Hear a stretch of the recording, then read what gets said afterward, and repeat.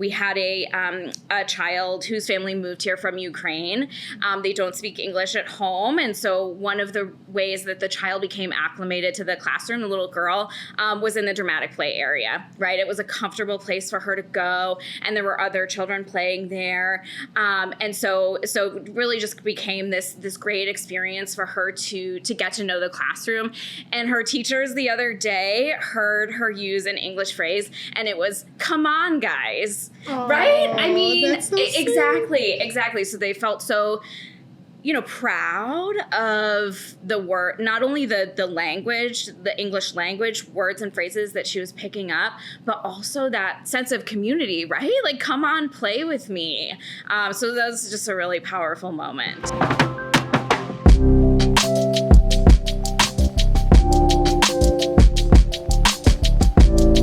When families are juggling crazy schedules, speak multiple languages, and need care outside of a school day, what does kindergarten preparedness look like?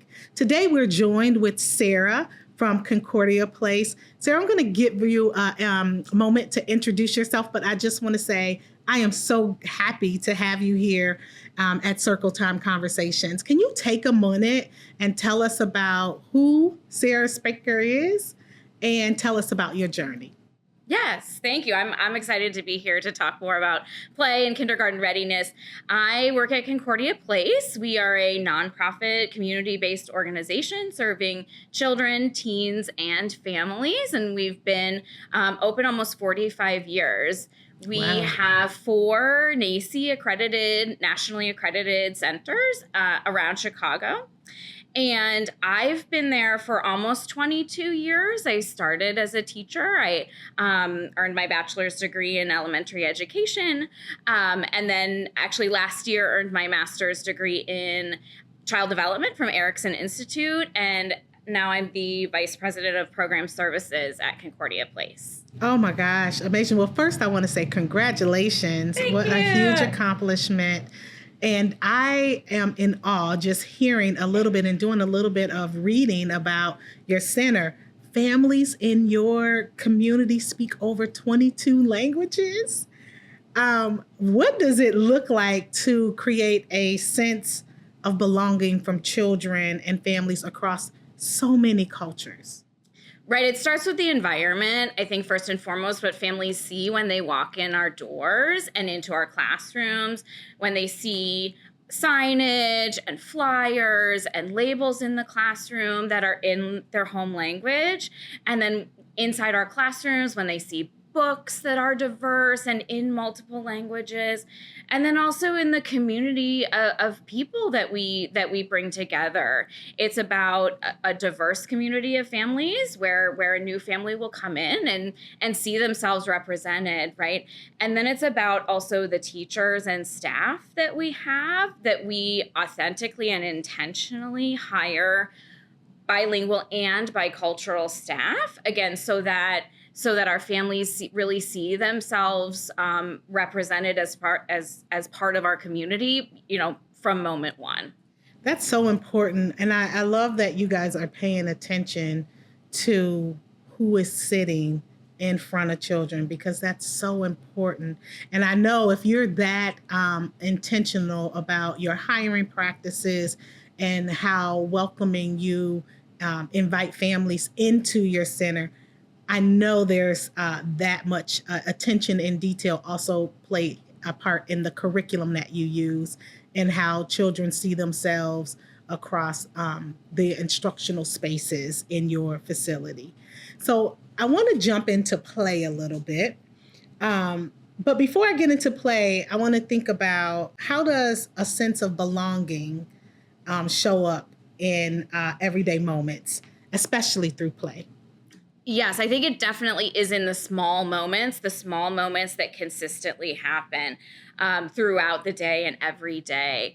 It's about a teacher learning a few words of a child's home language, right? So that they can greet the family when they come into the classroom, so that they can have words that the child is familiar with to support the child's understanding of our routines and our transitions and our activities during the day.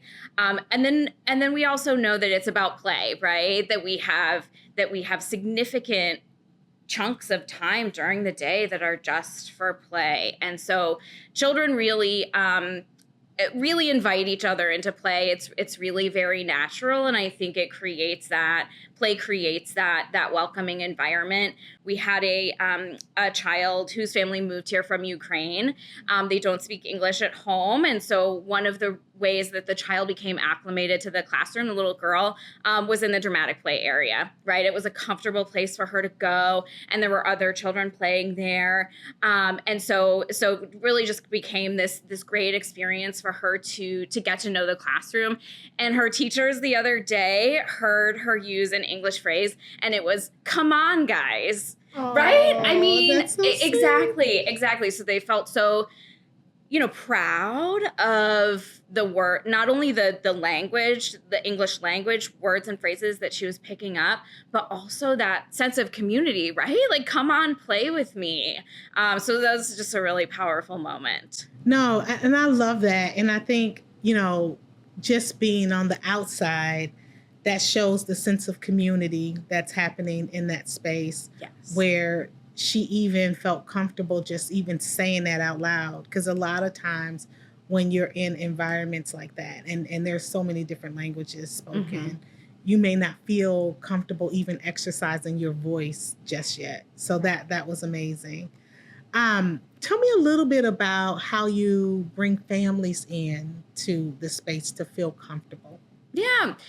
I love in our early learning and preschool spaces that the doors is open, right? That we want families to come in the beginning of the day when they drop off to help their child transition in for the day. And then again at the end of the day to literally come into the classroom to support that transition. And then the communication is key. I mean, it's so valuable and vital, that communication that teachers and parents can have at the beginning of the day and the end of the day, to share those little tidbits, like those little nuggets of, she was playing a dramatic play today and she said, "Come on, guys." And it was so great. I think it's the communication, and always comes back to the relationship building with families. And especially when there's a different language spoken at home, that our teachers go the extra mile to learn those little words and phrases that really show a family, like, we're here for you. This is the space for you. And it also shows that we value you. Absolutely. Right? So for them to take the opportunity to learn and to be able to communicate, it shows that I respect your culture, I respect your language enough to learn it myself. And then that also carries into how much they value the child. And that's so important to build those trusting relationships, because we educate at school, but the parents educate at home. Yes. And it's so important to have that interconnectedness between the two spaces. I want to jump into kindergarten readiness for a minute. So when families hear kindergarten readiness, they often think what? Numbers, letters, reading, writing, arithmetic. From your perspective, what skills are built through play that makes kindergarten transition smoother? Because I know you got a school and you also have, center. So talk about that transition and what's needed or required. I think with an early learning and preschool program like at Concordia, being a child's first school experience and being play-based is the perfect combination to build their sense of confidence and their sense of well-being in a school environment that helps prepare them for that transition, right? And in play, they're building so many skills, such as block area, right? It's a great area. It's great for math skills and science skills, but it's also great for those social emotional skills that are going to help a child's transition into kindergarten feel a bit smoother and a bit easier, because they're so confident going into a classroom of children that they don't know, because like in the block area, they've negotiated turn taking, they've negotiated when it falls down, they've worked through that frustration. So they've built those skills and can ride those right into kindergarten. I do have a question. Do you have a lot of your students transition from your childcare center into your school? They go into kindergarten either at CPS or at private schools. And then, do you see when you're specifically thinking about play? I know it's happening in the pre-K space, and it's a little bit expected in that space. But then when you transition to kindergarten, really it starts to kind of dwindle a little bit. Do you see that parents are still expecting that, or are you supporting their thinking around building their comfortability if they do see play in that space? Because sometimes they think kindergarten is the real school. Right. So at Concordia, we only have preschool programs, not a kindergarten program. Okay.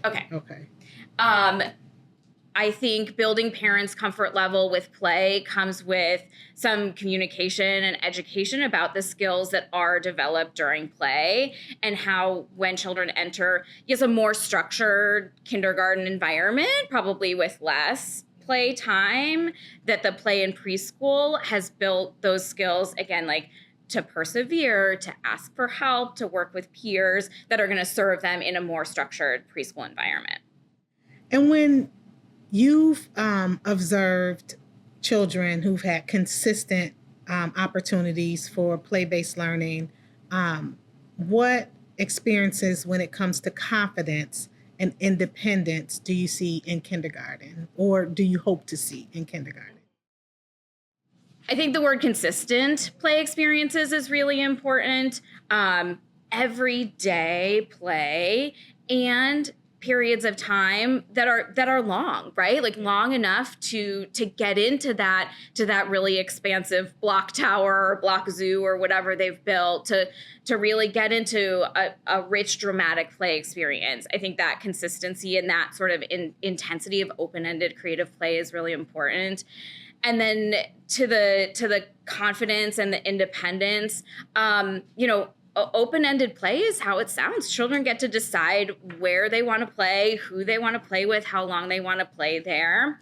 And I think one of the great things about our preschool classrooms is that we give real legitimate opportunities for responsibility in the classroom, right? You clean up what you've played with. When you leave the sensory table, you wash your hands, you help serve at meal times, right? You get your book bag and your coat on. So those having success at those smaller tasks in the preschool space, with a teacher who's supporting you and encouraging you and showing you and scaffolding those skills, really does absolutely connect to kindergarten readiness. I love what you said about time and being able to come back to things.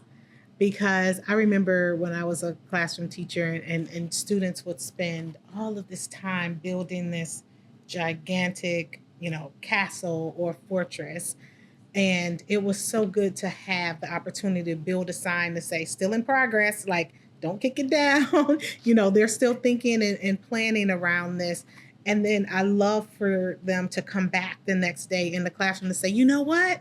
I can't wait to go to center time because I want to add this. You want to build on and scaffold and think about, how to make it bigger, better, introduce certain words and opportunities for them to talk about scale in that space. Yes, exactly. They're big long-term projects, and they've invested in that work, right? They've invested all that time in there. And how much respect does it show to the children that you've kept it and you've protected it, right? Yes, I love that. Great example.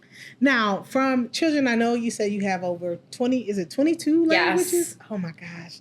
So children coming from all of those different types of settings and backgrounds, how does that help build a bridge between what they do at home and what is expected at school? Yes, I think what's great about play is that play is how children make sense of the world, right? And so when children bring in what they know from home, right, what they know about how mom cooks in the kitchen, or how we write notes and make lists of things, or, how we enjoy time together, how we read books, they're bringing all of that home knowledge and they're bringing it into the classroom. And play is where they can try it out, right, where they can experiment with it. And again, back to your first question, we've created the space of belonging, so it feels very safe and very comfortable to be who they are. Mm-hmm. And so I think play definitely is the bridge. The other bridge I would talk about is the relationships. Again, like the relationships between the parents and the teachers, I think is just absolutely vital. And so having different ways of communication, again, ways of communication that meet families where they are, right? Whether it's email or the app that we use to share photos, or whether it's drop off and pick up, those in-person conversations. I think those are so important, again, to bridge between home and school. Tell me a little bit about the app you use. That sounds interesting. We love it, and our teachers and parents love it. It allows for real-time communication between parents and teachers about kind of the routine things, like potty and meals and naps, but then also photos. They send photos and videos, especially for new parents to have a real-time way to check in on how their child is doing and get a photo of them smiling and enjoying things. It's really meaningful. It's a good technology to because have. you enroll children at what's the earliest age? 6 weeks old. Right? Yeah. That's what I was thinking. And so I'm thinking something like that, particularly from families who are already nervous because, one, there's this language, Yes. right, in the background of their mind.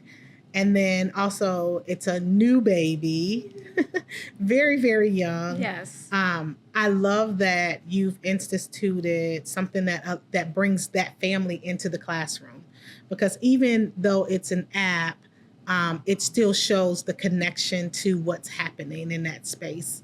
And it gives them an opportunity to peek in on their child and feel, comfortable with what's happening in the classroom. Yes, absolutely. Yeah, it makes a big difference, especially for new parents.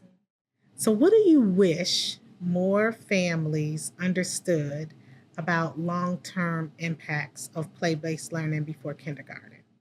I would want families to understand that the most rapid period of brain development occurs from 0 to 5 years old. Most rapid brain development from 0 to 5. And so it's a time that we have to think critically about, right? Parents, caregivers, grandparents, teachers, all educators, we have to think critically about how we use that time. And really, play is the best tool we have. It's the best tool we have. Executive functioning skills, right? Planning what you're gonna do, deciding what to do next. Again, frustration, right? Doing a puzzle and this piece won't fit, right? Mm-hmm. Understanding frustration is temporary, right? How to ask for help with that. I would also say to parents, I completely understand the pressure to feel like your child is ready. So doing a worksheet, right? Memorizing something, the alphabet, colors, whatever it might be, that feels very tangible, feels like you've done something. And I would stress that those social emotional skills, executive functioning skills, those are what's going to, your question said lifelong, right? Yes. Those are the skills that are going to help them succeed in kindergarten and beyond, right? I agree. I see, and I don't know how to get the manufacturers to not do that, but it's like every aisle you go into right around start of school, you see these doggone workbooks. Yes. And I'm not, well, I guess I am kind of against. I was gonna say I'm not against, but I am kind of against, because there's so many more opportunities to get the same information in front of kids that you feel like you need a workbook to do, right? So there's ways to get alphabet and letters in front of children. Start with their own name. Right. Let's, first put their own name in front of them and talk about the letters in their name. Cut the letters up and talk about each one individually. Talk about capital letter, lowercase letter, and then sequence and put the letters in order for their name. So there's always ways to do that. Same with counting. Count the eggs that you're cooking in the morning, right? Put numbers up. I remember when my daughter was little, my house looked like a little classroom. I had everything, window, refrigerator, everything was labeled. But the good thing about it is she was an early reader because we were spending time in her own environment where she felt comfortable talking about what all these things were and what was the first letter and what letters matched and what sound did they make and all of that stuff. And so, I would encourage families, if you're concerned about making sure that your child is ready for kindergarten, start to do some of those things at home. It's free. Exactly. And then, the game that got on my nerves, but I spy. I don't want to spy anything else. I'm tired of spying.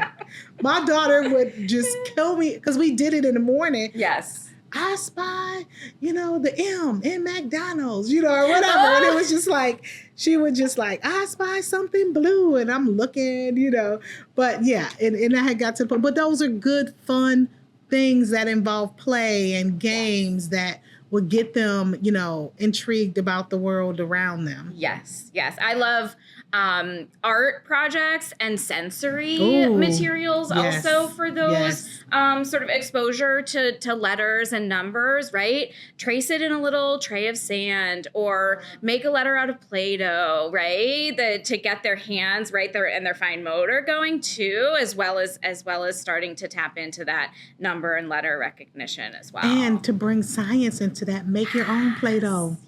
Make your own Play-Doh and start there, right? With the ingredients and what happens and liquid to solid and all of that good stuff. So, so families, if you don't take anything away, take away that there's ways to build kindergarten readiness right in your own home using items that you have at your disposal every day. Oh, yes.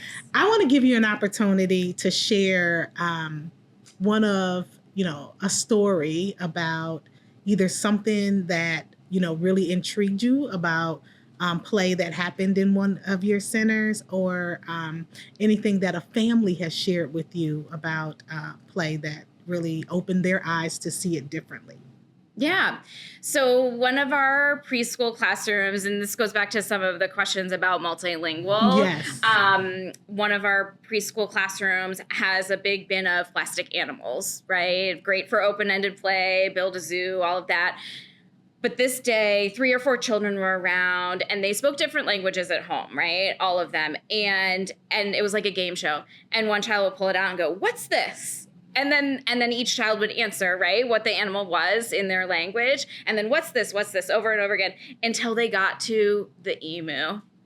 And none of the children could name it. And so this is where it was great for the teacher to step in and help them look up, what was the word for emu in all of their home languages. I love that. It was an organic thing, the way that they were playing with the animals. But just back to that, the learning that's taking place during play, right? They're taking turns. They've created their own rules for this game, right? They're using patience, right? And then they're asking for help when they need it. So again, just skills in open-ended play that are going to carry these preschoolers through their school. I love it. It's like turn taking. Yes. And I think the biggest thing that I love about that is if you don't know, look it up. Right, yes. Because that's what learning is all about. That's what kindergarten's all about. It's going to be new experiences. And you're not going to know everything, and you're not expected to know everything at 5. And so obviously you want to build their knowledge around where to go to find out information. And it's not always ask a teacher, right? You want to start fostering that independence in them. Well, Sarah, thank you so much. Oh, you're welcome. It has been great. It has been great learning about your center, learning about you, and really, getting an insight on the role that play plays at Concordia Place. So thank you so much for being here. Thank you. Thank you for having me.